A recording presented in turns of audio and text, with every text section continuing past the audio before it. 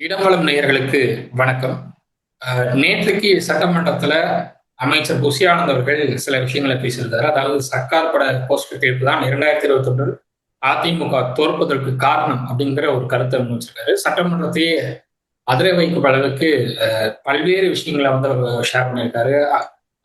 செங்கோட்டையன் அவர்கள் அதிமுக வந்து தாவேக்காக்கு வந்த விஷயமாகட்டும், அதே மாதிரி அருண்ராஜ் அவர்கள் வந்து தாவேக்காக்கு வந்தது, ஆதவ அர்ஜுனா தாவேக்கு வந்ததுன்னு சொல்லி தாவேக்கனுடைய 2 ஆண்டுகள் வரலாறு வந்து நேற்று சட்டமன்றத்தில் சொல்லிட்டாரு.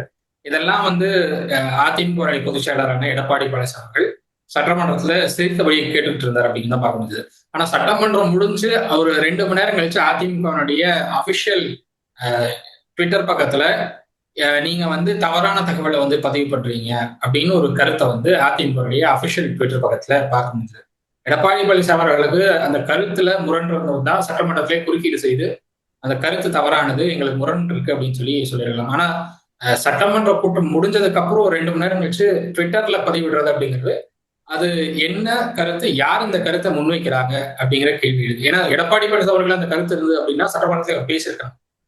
எடப்பாடி பழனிசாமி அவர்களுக்கு அந்த கருத்து இல்லையோ அப்படிங்கிற ஒரு தோற்றத்தை தான் வந்து அதிமுகவுடைய ட்விட்டர் பதிவு காட்டுது அப்படிங்கிறத புரிய முடியுது. ஸோ இன்னைக்கு நம்ம இதை பத்தி தான் பேச போறோம். ஏன்னா இந்த சம்பவம் நடந்த போது நம்ம 2 பேருமே தலைமைச் செயலகத்தில் தான் இருந்தோம். நம்ம வந்து அப்போ ஒரு சேட்டலைட் சேனல் ஒர்க் பண்ணிட்டு இருந்தோம். அப்போ வந்து ஒரு அமைச்சர்கிட்ட பேட்டி எடுக்கணும்னு போனோம். ஸ்டிங் ஆபரேஷன் பண்ற சேனலுக்கு நம்ம எப்படி பேட்டி கொடுக்குறதுன்னு சொல்லி கேட்டாங்க. அப்புறம் ஜெயக்குமார் என்ன பேட்டி கொடுப்பாரு அப்படின்னு சொல்லி சொன்னாங்க. ஞாபகம் இருக்கும்னு நினைக்கிறேன் உங்களுக்கு. நம்ம அங்கதான் இருந்தோம். அந்த சம்பவம் நடந்தப்போ அங்கதான் அங்க வந்து பரபரப்பா பேசிட்டு இருந்தாங்க போன்ல. போஸ்டர் கிளியுது, இதை பண்றாங்க அதை பண்றாங்கன்னு ரொம்ப பரபரப்பா போயிட்டு இருந்த ஒரு சிச்சுவேஷன் அந்த டைம்ல. ஸோ நம்ம இன்னைக்கு அதை பத்தி தான் பேசுறோம். நான் ஹரீஷ் கூட அதை பத்தி எல்லாம் பேசுறதுக்காக பிரியா உடஞ்சிருக்காங்க. வணக்கம் ஹரீஷ். ஒரு இன்ட்ரோ கொடுக்கறப்ப ரொம்ப பில்டப் கொடுத்த மாதிரி இருந்துச்சு எனக்கு. ஒரு கட்சி வந்துட்டு 10 வருஷம் ஆட்சியில இருந்திருக்குது. 1-2 கிடையாது, 10 வருஷம் ஆட்சியில இருந்திருக்குது. ஒரு தேர்தல்ல அந்த கட்சி தோத்துடுச்சுன்னா அந்த தோல்விக்கு காரணம் என்ன, மக்களோட மனநிலை என்ன, ஆட்சிக்கு எதிராக அந்த அதிருப்தி இருந்துச்சா, இல்ல கூட்டணி கணக்கு என்ன, எதிர்கட்சியோட தேர்தல் வியூகம் என்ன, அந்த கட்சியோட சொந்த அரசியல் தவறு என்ன, இப்படிதான் வந்துட்டு ஒரு அரசியல் ஆய்வு நடக்கும். இது வரைக்கும் நாங்க அப்படிதான் பார்த்துருக்கோம். காலாகாலமா நாங்க பார்த்துட்டு இருக்கிற அரசியல் அப்படிதான் நடந்துட்டு இருந்தது. அந்த ஒரு எதிர்பார்ப்பு தான் எங்களுக்கு இருக்கு. ஏன்னா நாங்க அரசியல்ல நாங்க பார்த்துட்டு இருக்கோம், நாங்க சினிமா பார்க்கல. ஆனா இப்போ ஒரு புதிய விளக்கம் கொடுக்குறீங்க. சர்க்கார் படத்தோட பேனரை கிழிச்சதாலதான் 2021 அதிமுக ஆட்சியை இழந்துச்சு. எனக்கு தெரியல சத்தியமா, இது நீங்க எல்லாம் எப்படி அக்செப்ட் பண்ணிக்கிறீங்க? இந்த மாதிரி நீங்க சினிமால பேசுங்க டைலாக்ஸ் எல்லாம், இது சட்டமன்றம். எவ்வளவு பெரிய ஜாம்பவான்கள் எல்லாம் உட்கார்ந்துட்டு போன இடம், எவ்வளவு பேரோட மூச்சு காத்து அதுல இன்னுமே சுவாசிச்சுட்டு இருக்கிறாங்க. அப்படி இருக்கும்போது என்ன ஒரு முதிர்ச்சி இல்லாத ஒரு பேச்சு அப்படின்றதுதான். இந்த கருத்தை வந்துட்டு புஷி ஆனந்த் அவர்கள் நேற்று சட்டப்பேரவையில சொல்றாரு. இங்க ஒரு கேள்விதான், இது அரசியல் பகுப்பாய்வா அப்படின்றதுதான் நான் கேட்கிறேன். இல்லைனாக்க ஒரு சம்பவத்தை வச்சு ஒரு தேர்தல் முடிவை விளக்குற ஒரு ரொம்ப எளிமைப்படுத்தப்பட்ட அரசியல் வாதமா இது? அரசியலே கேவலப்படுத்துற மாதிரி இல்ல இந்த வாதம். 2018 நவம்பர்ல விஜய் நடிச்ச சர்க்கார் படம் வெளியாகுது. அப்ப அந்த படத்துல ஆளும் அதிமுக அரசை விமர்சிச்சு அந்த கோமலவள்ளின்றத பெயராகட்டும், இல்ல இன்னும் நிறைய சர்ச்சைக்குரிய விஷயங்கள் ஆகட்டும், அந்த காட்சிகள் தொடர்பா கடும் எதிர்ப்பு எழுந்துச்சு. குறிப்பா அம்மையாரோட பெயரை வந்துட்டு அந்த போட்டது மட்டும் இல்லாம இன்னும் சில காட்சிகள் அந்த சர்ச்சையை ஏற்படுத்தினதுனால அதோட தொடர்ச்சியா சில இடங்கள்ல அதிமுகவினர் இந்த சர்க்கார் படத்தோட பேனர் போஸ்டர்கள் எல்லாம் கிழிச்ச சம்பவம் நடந்துச்சு. நம்ம பார்த்த விஷயம் அது. சோ அதுக்கப்புறம் தயாரிப்பாளர் வந்துட்டு இந்த சர்ச்சைகள் எல்லாம் பார்த்துட்டு இந்த சர்ச்சைக்குரிய காட்சிகள் எல்லாம் நீக்கிறேன் அப்படின்னுட்டு சில குறிப்புகள் எல்லாம் மியூட் செய்யறதுக்கும் வந்துட்டு அவர் ஒத்துட்டாரு அந்த படத்துல. ஆனா சர்க்கார் பேனர் கிழிக்கப்பட்டுச்சு அப்படின்றது உண்மையான விஷயம். ஆனா அந்த பேனர் கிழிக்கப்பட்டதாலதான் வந்துட்டு 2021 தேர்தல் அதிமுக தோத்துச்சுன்றது வந்துட்டு முதிர்ச்சி இல்லாத ஒரு வாக்கியமா தான் நான் பாக்குறேன். 2021 தேர்தல் முடிவை கொஞ்சம் பார்ப்போம். நம்ம 2021 தமிழ்நாடு சட்டமன்ற தேர்தல்ல மொத்தம் 234 தொகுதிகள். டிஎம்கே வந்துட்டு தனியா 133 இடங்கள் வென்றது. ஏஐடிஎம்கே 66 இடங்கள் வென்னுச்சு. அப்ப டிஎம்கே தலைமையிலான கூட்டணி 159 இடங்களை வாங்குச்சு. ஏஐடிஎம்கே தலைமையிலான கூட்டணி வந்துட்டு 75 இடங்களை வாங்குச்சு. இப்ப சொல்லுங்க, இந்த மிகப்பெரிய தேர்தல் முடிவை ஒரு திரைப்பட பேனர் கிழிப்பு சம்பவத்தோட மட்டும் இணைச்சு விளக்க முடியுமா? ஒரு மாநிலத்தோட 234 தொகுதிகள்ல மக்கள் வாக்களிச்சிருக்காங்க. இது சினிமா கிடையாது, பிளாக் டிக்கெட் வாங்குறது கிடையாது. இது அவங்களோட உரிமையை நிலைநாட்டியிருக்காங்க. அதை அசிங்கப்படுத்துறீங்க, அவமானப்படுத்துறீங்க. நீங்க லட்சக்கணக்கான வாக்காளருங்க தங்களோட முடிவை எடுக்கிறாங்க. அந்த முடிவுக்கு பின்னாடி பல்வேறு அந்த சமூகம், பொருளாதாரம், அரசியல், கூட்டணி, அப்புறம் அந்த ஆட்சிசார் காரணிகள், எவ்வளவோ விஷயங்கள் இருக்கு. இப்ப நான் வந்துட்டு ஒரு முடிவு எடுக்கிறேன் அப்படின்னாக்கா, எனக்கு அந்த இடத்துல போய் ஓட்டு போடுற வரைக்கும் ஒரு ஆசிலேஷன் இருந்துச்சு அப்படின்னாக்கா அதுக்கு எத்தனை காரணங்கள் இருக்கும்? அதெல்லாம் விட்டுட்டு அன்னைக்கு பேனர் கிழிச்சாங்க, அதனாலதான் இன்னைக்கு தோத்துட்டாங்கன்னு சொல்றது எந்த தரவுகள் வச்சு இவங்க விளக்க முடியும்? இது வெறும் பஞ்ச் டைலாக். இது வந்துட்டு தாவேக்காவோட அரசியல் முதிர்ச்சியை சோதிக்கப்படுது அப்படின்றதான் சொல்லுவேன். தாவேக்கா ஒரு புதிய கட்சி, ஹரிஷ், அக்செப்டட். புதிய கட்சியா இருக்கிறது தப்பு கிடையாது. ஆனா புதிய தலைமுறை அரசியல்ல முன்வைக்கிறது அதுவும் தப்பு கிடையாது. விஜய்க்கு மிகப்பெரிய ரசிகர் ஆதரவு இருக்குது, அது வந்துட்டு மறுக்க முடியாத அரசியல் உண்மை. ஆனா ஒரு கட்சி ஆட்சிய கேட்க ஆரம்பிச்சிட்டீங்கன்னா, ரசிகர் அப்படின்ற அந்த ரசிகர் மன்ற அரசியல் மொழியில இருந்து கவர்னன்ஸ் அரசியல் மொழிக்கு நகரணும். 3 மாசம் ஆச்சு, 100 நாட்கள் ஆக போகுது.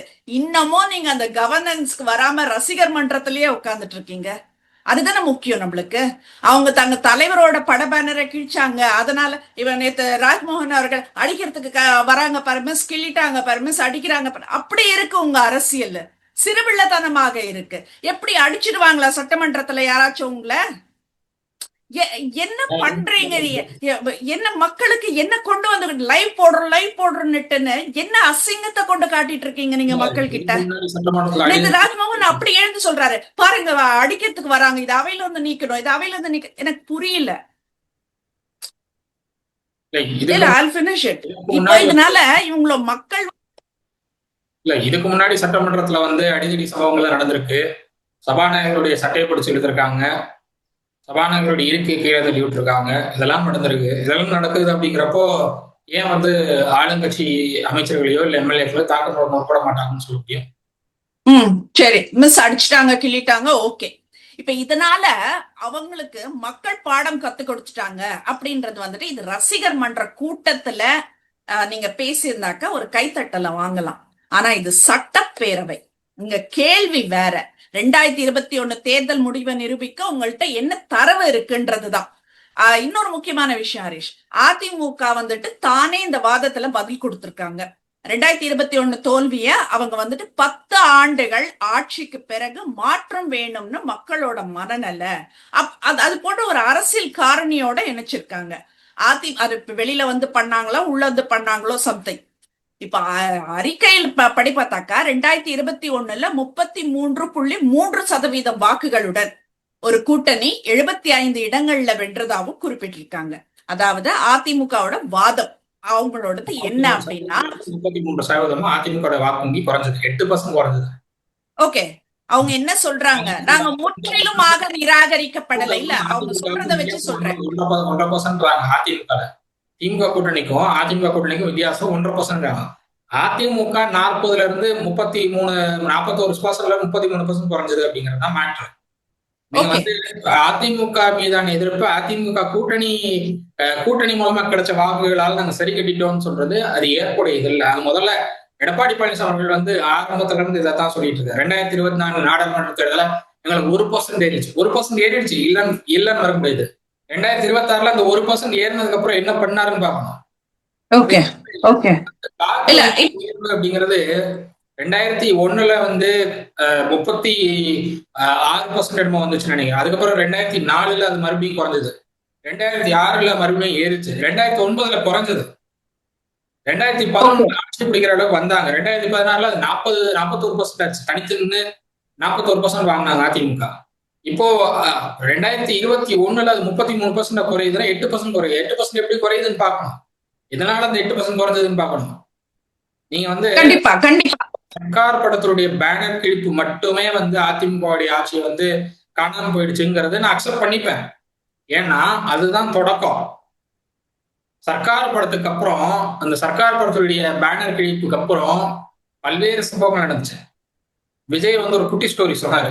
யாரை எங்க வைக்கணுமோ அங்க வைக்கணும் அப்படின்னு ஒரு பூக்கடைக்காரனோட கதையை மையப்படுத்தி ஒரு குட்டி ஸ்டோரி சொன்னேன். நான் அன்னைக்கே ஆமா, சொன்னேன். ஒரு பட்டிமன்றத்துல ஒரு அம்மா பேசின அந்த ஒரு நான் குட்டி நான் கதையை நான் எடுத்துக்கிட்டு. வந்து அந்த 2021 தேர்தல் அப்பவே சொன்னேன்.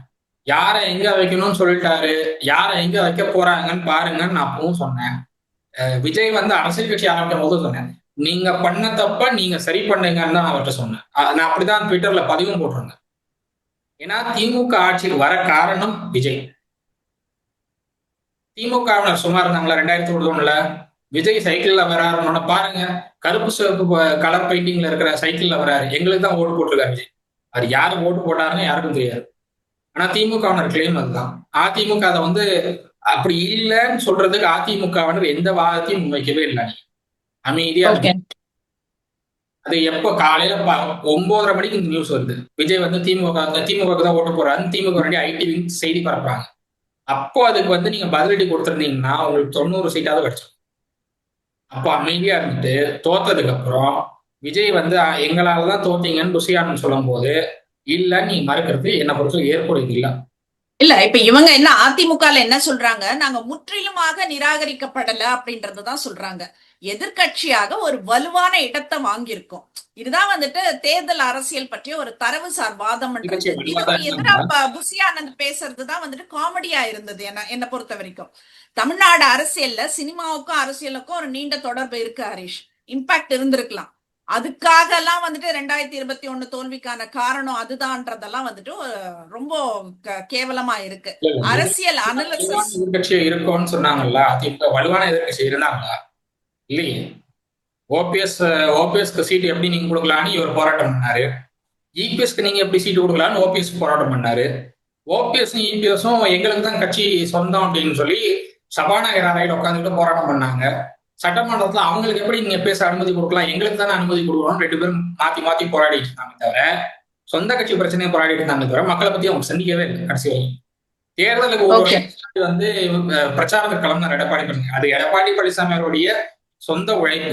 இப்போ கிடைச்சிருக்கிற இந்த சீட்டுங்கிறது எடப்பாடி பழனிசாமியோட சொந்த உழைப்பு, பாமகவுடைய கூட்டணி, அந்த வன்னியர் கம்யூனிட்டியோடைய சாலிட் சப்போர்ட். இது இல்ல, இது மூணும் இல்லைன்னா இன்னைக்கு அதிமுக இந்த சீட் வந்திருக்காது. ஓகே.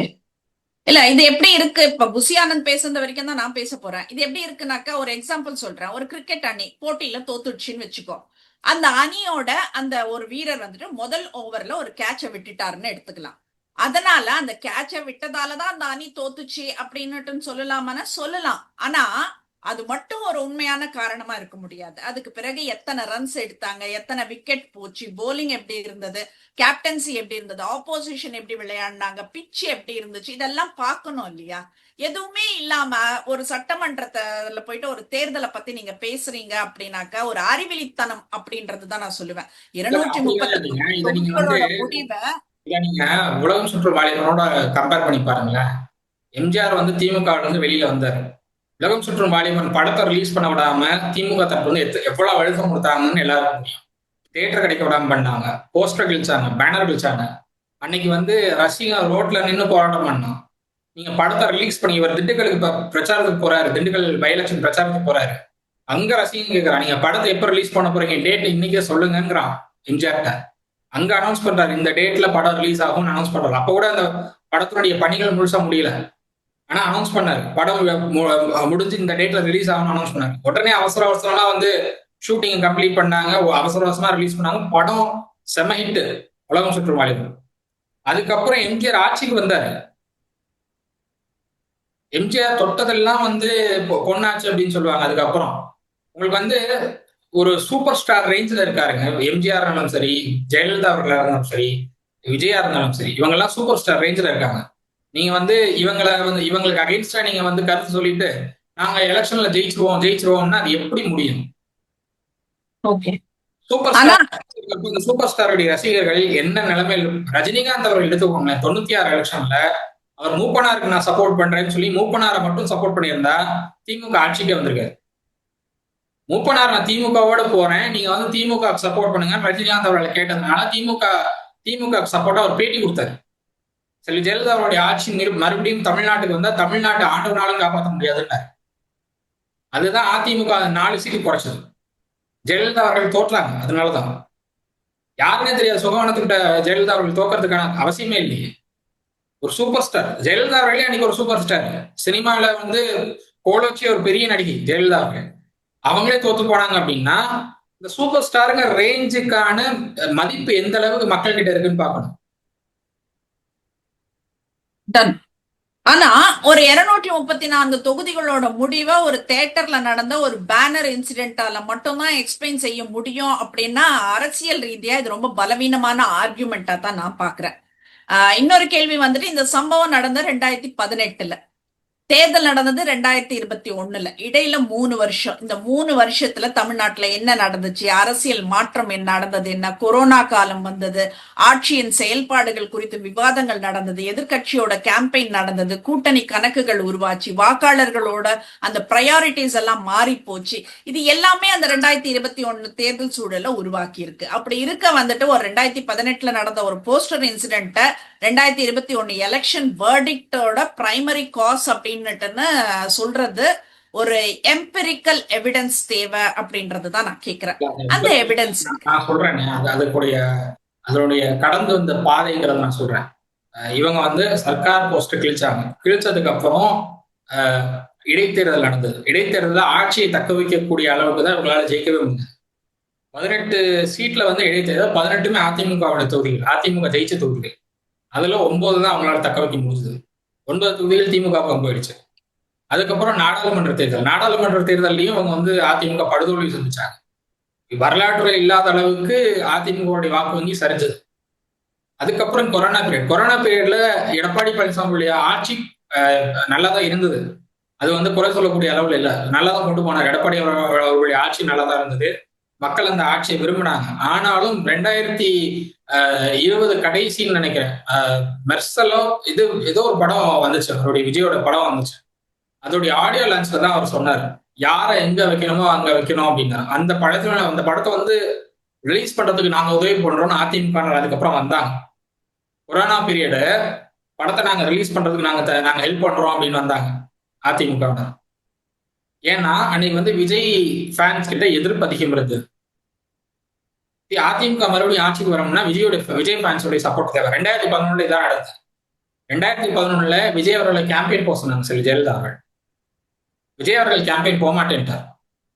எஸ்ஏசி தான் கேம்பெயின் பண்ணார். எஸ்ஏசி அவர்கள் டெல்டா மாவட்டத்தில் கேம்பெயின் பண்ணார்.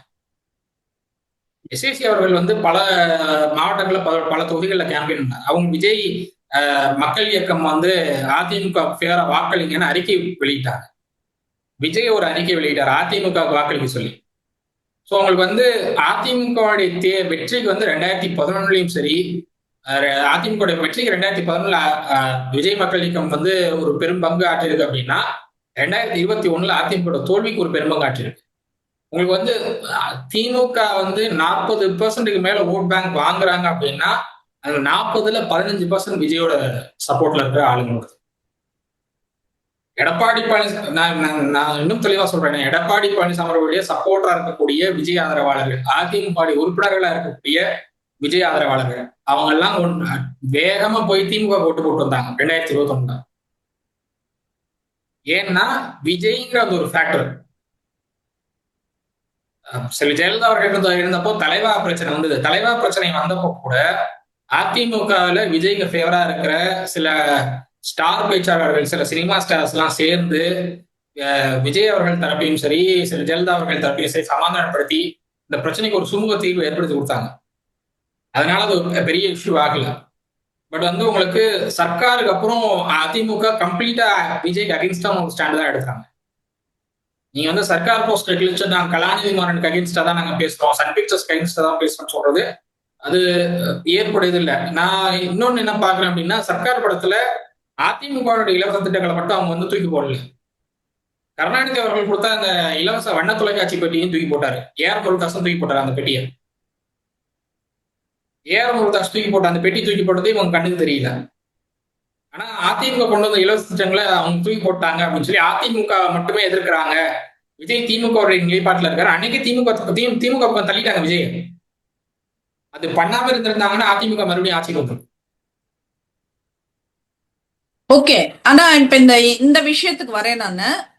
இப்போ நாடாளுமன்ற தேர்தல் வரப்போகுது. இப்ப நாடாளுமன்ற தேர்தல்ல வந்துட்டு இப்போ திமுக அதிமுக எல்லாம் தோத்துட்டாங்கன்னா இந்த தோட்டம் கொண்ட ராசாவே சூடி கொண்ட ராசாத்தி அந்த பாட்டை வைரல் பண்ணாங்க, அதனாலதான் வந்துட்டு தோத்துட்டாங்கன்னு சொல்வீங்களா? அதிமுக திமுக தோக்குதுன்னா நீங்க அதிமுக தலைமைன்னு ஒண்ணு இல்ல. இல்ல இல்ல, நீங்க தோக்கறதுக்கு ஒரு அதிமுகவுடைய ரீசன் இல்ல சொல்றீங்கல்ல. அதிமுகவினுடைய முதல் மாவட்ட செயலாளர்னு நினைக்கிறேன், மாவட்ட கொள்கை பரப்பு செயலாளர்னு நினைக்கிறேன், கே ஏ கிருஷ்ணமூர்த்தி அவருடைய மகன் கே முகில் நேத்திக்கு அதிமுக வந்து விளையிருக்காரு. அதிமுக தன்னுடைய ட்ரெடிஷனல் ஓட் பேங்க் எல்லாம் இழந்துட்டு வராங்க. அதிமுக தலைமை மேல அதிமுக தொண்டர்களுக்கு பெருசா நம்பிக்கை இல்லை. ட்விட்டர்ல வந்து நாங்க இருக்கோம்னு சொல்ற ஆளுங்க சில பேர் இருக்காங்க தவிர களத்துல தொண்டர்கள் கிட்ட அதிமுக பெருசா சப்போர்ட் இல்லை. நீங்க வந்து மாவட்ட செயலாளர்கள் நம்பி நீங்க மாவட்ட செயலாளர்கள்ட்ட வந்து மீட்டிங் போட்டு ஏன் தோத்துச்சு எதுக்கு தோத்துச்சு நீங்க வந்து மீட்டிங் நடத்தலாம், மீட்டிங் போடலாம். எடப்பாடி பசங்க அதான் பண்ணிட்டு இருக்காரு. அதனால என்ன யூஸ்? தொண்டர்களுடைய மனநிலை என்னன்னு புரிஞ்சுக்கணும், தொண்டர்கள் என்ன நினைக்கிறான்னு புரிஞ்சுக்கணும், களத்துக்கு போய் என்ன பிரச்சனை இருக்குன்னு பார்க்கணும், எதனால கட்சி தோத்துச்சுன்னு பார்க்கணும்.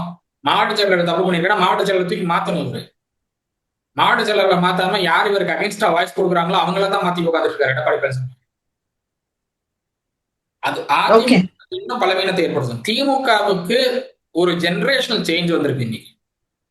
ஸ்டாலின் அவர்களை இப்ப மக்கள் ஏத்துக்க மாட்டாங்க. இப்ப அவர் வந்து மறுபடியும் எலெக்ஷன் நிக்கிறாருன்னு வச்சுக்கோங்களேன். 2031 வரைக்கும் அவர் வந்து அரசியல்ல இருந்து அவர் மறுபடியும் எலெக்ஷன்ல நிக்கிறாருன்னா மக்கள் ஏத்துக்க மாட்டாங்க. ஒரு ஜெனரேஷனல் சேஞ்ச் திமுகவிலையும் நீங்க டிஆர் பாலு மறுபடியும் டிஆர் பாலு அவர் பையன் கதிரானந்த் துரைமுருகன் இந்த மாதிரி உங்களுக்கு வந்து பழைய ஆளுங்க அப்படியே மறுபடியும் முன்னிலைப்படுத்தி போனீங்கன்னா அது ஒர்க் அவுட் ஆகாது. திமுகவிலையும் ஒரு ஜெனரேஷனல் சேஞ்ச் தேவை. அந்த ஜெனரேஷனல் சேஞ்ச் தேவைங்கிறதுனாலதான் அவங்க வந்து எதிர்கட்சியா உட்கார வச்சிருக்காங்க. அந்த ஜெனரேஷன் சேஞ்ச் அவங்க கொடுக்கலன்னா அதுவும் போயிடுச்சு அவங்களுக்கு. யாருக்கு தெரியும், நாளைக்கு தனுஷ் வந்தாலும் வரலாம், த்ரிஷா அவர்கள் வந்து தாவைக்கால சேரலாம், எம்பி ஆகலாம், யாருக்கு தெரியும். இல்ல அதுக்கான முயற்சிகள் நடந்துட்டு இருக்கான்னு வரலாம்ங்கிறேன். ஏன் என்ன தப்புங்கிறேன், த்ரிஷா அவர்கள் வர்றதுல என்ன தப்புங்கிறேன். Okay, I don't want to go into that topic. இல்ல, I don't want to go into that topic itself. நான் என்ன சொல்றேன், இப்போ 2021 அதிமுக வந்துட்டு தேர்தல்ல தோல்வி விட்டுறதற்கு சர்க்கார் படத்தோட போஸ்டர் காரணம்னாக்கா, இப்ப நாடாளுமன்ற தேர்தல்ல இன்கேஸ் வந்துட்டு இவங்க தோல்வி விட்டுறாக்க அந்த தோட்டம் கொண்ட ராசாவே பாட்டை வந்துட்டு வைரல் பண்ணிட்டாங்க அதனாலன்னு சொல்லுவாரு புசி ஆனந்த். ஏன்னா இவ்வளவுதான் வந்துட்டு அரசியல் நாலேஜ் உங்களுக்கு அப்படின்றத நான் சொல்ல வரேன். நானு மேலும் வந்துட்டு சர்க்கார் படம் வந்துட்டு ஒரு அரசியல் அதிகாரம் ஜெயிக்கும் நினைச்சு பார்த்துக்க மாட்டாங்க. ரெண்டாவது, உங்களுக்கு எலெக்ஷன் டைம்ல இங்க இருந்து சென்னையில இருந்து தென் மாவட்டங்களுக்கு போன வாக்காளர்கள் நிறைய பேர் வாக்களிக்க முடியாம தவிச்சாங்க. ஒருவேளை அவங்க எல்லாம் வாக்களிச்சிருந்தாங்க அப்படின்னா தாவேக்கு மெஜாரிட்டி கூட கிடைச்சிருக்கலாம், யாருக்கு தெரியும். ஓகே, சர்க்கார் படமே வந்துட்டு ஒரு அரசியல் அதிகாரம் வாக்குரிமை தேர்தல் போன்ற விஷயங்களை மையமா வச்சு உருவாக்கப்பட்ட ஒரு படம் தான். அந்த படத்தோட பெயரை வச்சுட்டு ஒரு மாநில தேர்தல் முடிவை போஸ்ட் ஆஃப் பாலிடிக்ஸால எக்ஸ்பிளைன் செய்யறது கொஞ்சம் ஐரனியா இருக்கு அப்படின்றதுதான். ஒரு படத்தோட வாக்குரிமை பத்தி பேசுறோம், ஆனா நிஜ வாழ்க்கையில கோடிக்கணக்கான மக்கள் போட்ட வாக்கோட பல காரணிகளை விட்டுட்டு ஒரு பேனரை மட்டும் வச்சு வேர்டிக்ட எக்ஸ்பிளைன் செய்யறோன்றதுதான். இதுதான் கேள்விக்குறியா இருக்கு. தாவேக்காக்கு உண்மையான சேலஞ்ச் என்னன்னா, இது ரொம்ப முக்கியமான பகுதி ஹரிஷ். தாவேக்கா இப்போ நாங்க புதிய மாற்று அப்படின்னுட்டுன்னு சொல்லிட்டு இருக்காங்க. அப்படின்னா பழைய கட்சிகளோட தவறுகளை மட்டும் சுட்டி காட்டினாக்க அது போதாது. தாவேக்கா எப்படி வித்தியாசமான அரசியல் நடத்த போகுது அதுதான் மக்கள் கேட்பாங்க. நிதி கொள்கை என்ன, வேலைவாய்ப்பு பாலிசி என்ன, கல்வி பாலிசி என்ன, மருத்துவம் என்ன, மாநில உரிமைகள் என்ன, மத்திய அரசுடனான உறவு என்ன, தொழில் முதலீடு என்ன, வேளாண்மை என்ன, நகர்ப்புற நிர்வாகம் என்ன, சட்டம் ஒழுங்கு என்ன, இளைஞர்களுக்கான அந்த வேலை வாய்ப்பு என்ன பண்ணிட்டு இருக்கீங்க, இதெல்லாம் வந்துட்டு தேர்தல் ஆட்சியை கேட்கும் ஒரு கட்சியோட கேள்விகள். நாங்க அவங்கள வீழ்த்துவோம் அப்படின்றது ரொம்ப ஈஸியான ஒரு விஷயம். நாங்க ஆட்சிக்கு வந்தா என்ன செய்வோம் பாரு அப்படின்றதுக்கு வந்துட்டு பதில் சொல்றது ரொம்ப ஈஸியான விஷயம்தான். ஆனா ஒரு கட்சி எதிரியின் பழைய சம்பவங்களை எடுத்து ஒரு பஞ்ச் டைலாக் பேசுறதெல்லாம் வந்துட்டு ஒரு மெச்சூர் பொலிட்டிக்கல் ஆல்டர்னேட்டிவ் ஆயிடாது. அதுக்கு பாலிசி தேவை, டேட்டா தேவை, இன்ஸ்டிடியூஷனல் அண்டர்ஸ்டாண்டிங் தேவை, கவர்னன்ஸ் ரோட் மேப் தேவை. இதெல்லாம் புசி ஆனந்தோட பேச்சை நான் வந்துட்டு எப்படி பாக்குறோம் அப்படின்னா ஒரு முதிர்ச்சி இல்லாத ஒரு விஷயமா தான் நான் பாக்குறேன். சோ என்ன சொல்றது, விஜய் ஒரு அரசியல் தலைவரா வெற்றி பெறுவாரான்றது வேற விஷயம். ஒரு நடிகரோட பாப்புலாரிட்டி மட்டுமே அரசியல் கேபிட்டலா மாறாது. ஆனா அந்த கேபிட்டலை எலக்ட்ரால் மேண்டேட்டா மாத்துறதுக்கு organisation, ideology, policy, cadre structure, candidate selection, governance, credibility எல்லாமே இருக்கணும். எதுவுமே இல்லாம நீங்க இன்னும் உட்காந்துன்னு போஸ்டரு, பேனரு, சினிமா, நடிகை இப்படி உட்கார்ந்துட்டு இருந்தீங்கன்னாக்க அது எல்லாருமே விமர்சிக்கதான் செய்வாங்க. ஆட்சிக்கு வந்துட்டாருங்க, சிஎம் உட்காந்துட்டாங்க, இதுக்கு மேல என்னங்க வேணும்? அதுதான் சொல்றேன். இல்ல இல்ல, ஃபேன் பேஸ வச்சு ஒரு எலெக்ஷனை வின் பண்ணிட்டீங்க, சிஎம் சேர்ல உட்காந்துட்டீங்க, அவ்வளவுதானா? மட்டுமே தீர்மானிக்காதுங்கிறீங்க. இல்ல இல்ல, அவ்வளவுதானான்னு கேக்குறேன் நான். அப்ப அவ்வளவுதானா? இல்ல உங்க அரசியல் அவ்வளவுதானா? ஃபேன் பேஸ் மட்டுமே வச்சு அவர் ஜெயிக்கல. அதை தாண்டி பெண்களுடைய வாக்குகள் அதிக அளவில் விழுந்திருக்கு விஜய்க்கு. ஆமா, பொண்ணுங்க ஃபேன்ஸ் தானே. நான் என்ன தங்கையாக இருப்பேன், மனைவியாக இருப்பேன்ன்றது அந்த பொண்ணுங்க தானே. இல்ல அதிமுக போறதா தாவேக போறதான்னு யோசிச்சுட்டு இருந்தாங்க. அதிமுக திமுக எதிர்ப்பு நிலையை சாஃப்ட் கார்னர் மாதிரி கொண்டு போயிட்டாங்க எலெக்ஷன் கேம்பெயின்ல. தீய சக்தி திமுகன்னு சொல்லி ஜெயலலிதா அவர்கள் 2016 வரைக்கும் முன்னெடுத்த அந்த கோஷத்தை அதிமுக எழுப்ப தவறிடுச்சு. ஆனா விஜய் எங்க போனாலும் தீய சக்தி திமுக, திமுகவுக்கும் தாவேகாவுக்கும் நடுவில் தான் போட்டீங்க. திமுகவை சொல்லி சொல்லி ஜெயிச்சாச்சு. இப்ப நான் என்ன தெரியுமா சொன்னேன், ரசிகர்களை உற்சாகப்படுத்துறது ஒரு விஷயம், வாக்காளர்களை நம்ப வைக்கிறது இன்னொரு விஷயம். ஆனா ஆட்சி நடத்துறது அதை விட ரொம்ப முற்றிலும் வேறு விஷயம். இந்த மூணுக்கும் இடையிலான வித்தியாசத்தை ஒரு புதிய அரசியல் கட்சி புரிஞ்சுக்கும் போதுதான் நாங்கள் மாற்று அப்படின்ற வார்த்தையே அதுக்கான உண்மையான அரசியல் அர்த்தம் வரும்ன்றதுதான். அந்த வார்த்தையே நீங்க அப்பதான் பிரயோகிக்கணும் அப்படின்னு சொல்லி. 67ல நீண்ட காலம் ஆட்சி செய்த காங்கிரஸ் வீழ்த்தி திமுக ஆட்சிக்கு வரும்போதும் இதே கருத்து தான் வச்சாங்க. 77ல அதிமுக திமுக வீழ்த்தி ஆட்சிக்கு வரும்போதும் இதே கருத்தை தான் வச்சாங்க. 91ல செல்வி ஜெயலலிதா அவர்கள் வென்ற போது இதே கருத்தை தான் வச்சாங்க. ஏன் 96ல செல்வி ஜெயலலிதா அவர்கள் படுதோல்வி சந்திக்கும் போது அதிமுகவும் படுதோல்வி சந்திச்சு, ஜெயலலிதாவும் தோல்வி சந்திச்சாங்க. அப்போ செல்வி ஜெயலலிதா அவருடைய அரசியலே அவ்வளவுதான், இனிமே அந்த அம்மா வரவே முடியாதுன்னு சொன்னவங்க நிறைய பேர் இருக்காங்க.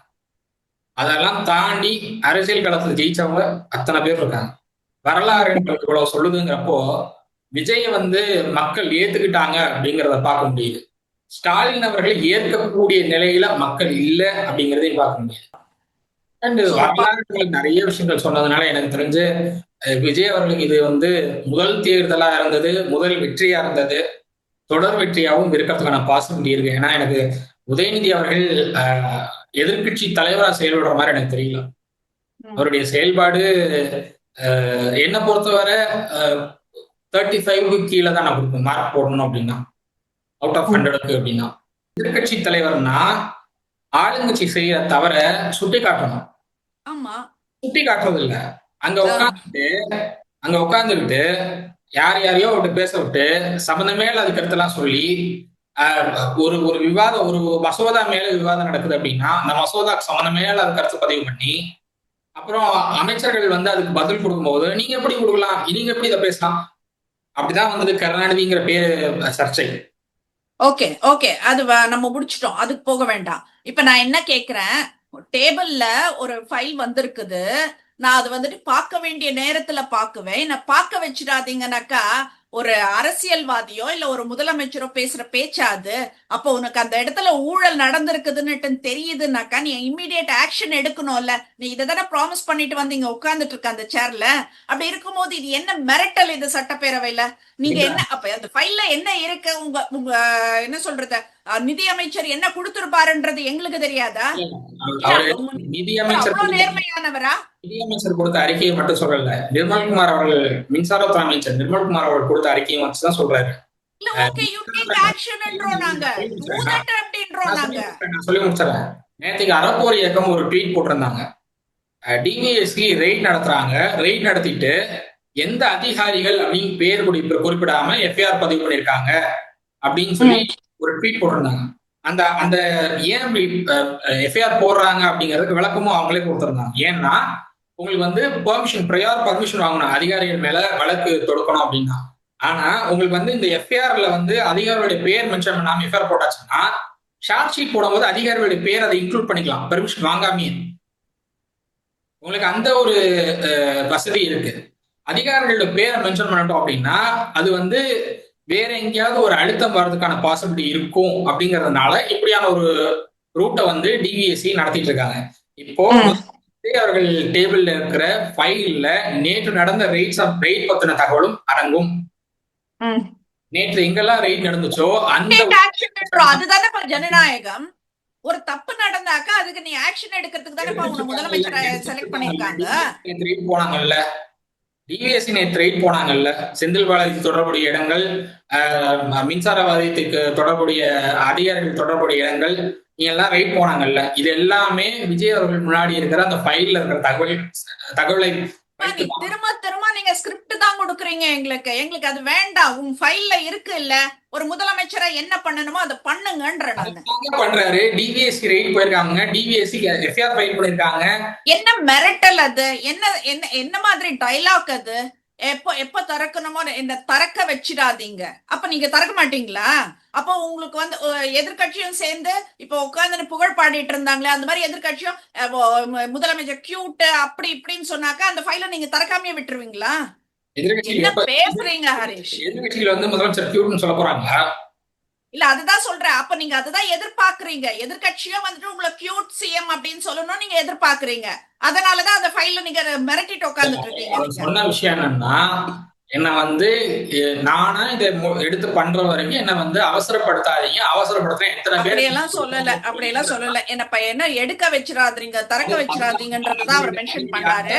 அதனுடைய அர்த்தம் அதுதான். நானா இதை பாக்குற வரைக்கும் கொஞ்சம் பொறுமையா இருங்க, ஒரு முதலமைச்சரா செயல்படுங்க. மிரட்டல் வேண்டாம். அது வந்துட்டு that is not at all professional. That is not at all professional. ரொம்ப கேவலமா இருக்கு. That is not at all professional. Whatever evidence you have, come out அப்படின்றது தான் நாங்க சொல்றோம். இதே இல்ல திமுகல இருக்கிறவங்க சம்பந்தப்பட்டு இந்த மாதிரி எவிடன்ஸ் ப்ராப்பரா நீங்க ப்ரொவைட் பண்ணீங்கன்னாக்கா நானே உட்கார்ந்து திமுக அகேன்ஸ்டா பேசுவேன். நீங்க எதுவும் இல்லாம உட்கார்ந்து சட்டமன்றத்துல என்ன திறக்க வச்சிடாதீங்கன்னாக்கா புரியல. இன்ன வரைக்கும் வந்துட்டு எங்களுக்கு நீங்களும் சரி மக்களை வந்துட்டு மாத்த முயற்சிக்கல. நான் ஒரு அரசியல்வாதின்றத அந்த மாற்றத்தை கொண்டு வரதுக்கான முயற்சியை நீங்க செய்யல. இன்னும் ஒரு நடிகனாவே தான் உட்கார்ந்துட்டு இருக்கீங்க. இப்ப நேத்து கூட உட்கார்ந்துட்டு நீங்க அவரை ஏன் அரசியல்வாதியும் பாக்குறீங்கிறேன். நடிகனாவே பாக்குறோம். இல்ல அவர் அரசியல்வாதிங்கிறத விட மக்கள்ல ஒருத்தரா அவர் இருக்காரு, ஒவ்வொரு வீட்லயும் இருக்காரு. நீங்க வந்து பெண்கள் சட்டமன்ற நிகழ்வுகளை நேரலையில பாக்குறாங்க. எனக்கு தெரிஞ்சு 40 வயதுக்கு மேற்பட்ட பெண்கள் காலையில 9:30 மணிக்கு டிவி முன்னாடி உட்காந்தாங்க, சாயங்காலம் 6 மணி வரைக்கும் அங்கதான் உட்காந்துருக்காங்க. சீரியல் விஜய் பாக்குறதுக்கா? வேண்டாம் அந்த மாதிரி நாங்க யாரையும் அப்படி சொன்னதும் கிடையாது, எங்களுக்கு தேவையும் கிடையாது. சோ இத நம்ம முடிச்சுக்கலாம். ஏன்னா இத நாங்க என்ன சொல்றோம் வந்துட்டு, இப்போ புசி ஆனந்த் அவர்கள் பேசினது ஒரு அமைச்சரா இருந்து இந்த வார்த்தைகள் எல்லாம் பேசினது வந்துட்டு ஒரு முதிர்ச்சியின்மை அப்படின்றத காட்டுது. புசி ஆனந்த் அவர்கள் பேசுனது சரி. ஏன்னா நான் வந்து நம்ம அன்னைக்கு தலைமைச் செயலாளர் தான் நம்ம இருந்தோம். அங்க என்ன நடந்துச்சுங்கிறத நானும் பார்த்தேன், நீங்களும் பாத்தீங்க. நான் வந்து நோட் பண்ணது என்னன்னா, ஒருத்தர் போன், நான் பேரை சொல்ல விரும்பல, எனக்கு நல்ல நண்பர் அவரு. அவர் வந்து மாநில பொறுப்புல தான் இருக்காரு. அவர் வந்து அந்த பேனர் கிளிக்கிற சம்பவத்துக்கு அவர் தான் வந்து இன்சார்ஜ். அவர் தான் போன்ல வந்து எப்படி நீங்க அந்த பேனர் சும்மா கிளிங்க அவர் தான் ஆர்டர் போட்டுட்டு இருந்தார் தலைமைச்சத்தில் உட்காந்து. எனக்கு நல்ல நண்பர் அவர். நான் அவர் பேரை மென்ஷன் பண்றது விரும்பல. ஆனா ஏன்னா வந்து நான் கெடுத்துக்க விரும்பல. ஆனா உண்மை என்னமோ அதுதான் பேசி ஆகணும். ஓகே, எனக்கு வந்துட்டு புசி ஆனந்த் பேசுனது வந்துட்டு ஒரு முதிர்ச்சி இல்லாத ஒரு அரசியல் அறியாமை அப்படின்றத தான் நான் பாக்குறேன். முதிர்ச்சி இல்லாத ஒரு வார்த்தையா தான் நான் பாக்குறேன் நானு. சோ அடுத்த டாபிக்ல நம்ம பேசுவோம். தயவு செய்து டாபிக்கோட ஸ்டிக் பண்ணி பேசணும் அப்படின்றத நான் உங்ககிட்ட ரொம்ப கெஞ்சி மன்றாடி கேட்டுக்கிறேன். ஏன்னா நம்ம அடுத்தடுத்து போறோம். நம்ம இந்த டாபிக்கை விட்டுட்டு தூரம் போறோம். எப்படி கோரிக்கை கேக்குறீங்களா? ஆமா. சோ இந்த இதோட நம்ம முடிச்சுக்கலாம். அடுத்த டாபிக்ல நம்ம மேற்கொண்டு பேசுவோம். தேங்க்யூ.